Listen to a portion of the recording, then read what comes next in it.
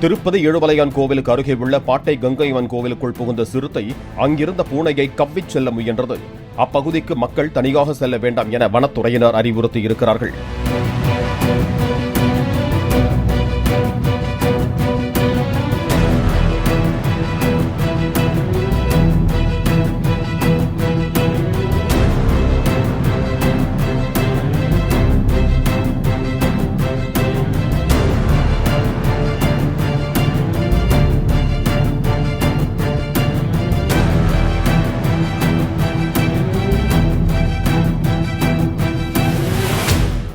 Play store மற்றும் app ஸ்டோரில் இருந்து பாலிமர் செயலியை QR கோடு மூலம் பதிவிறக்கம் செய்யுங்கள்.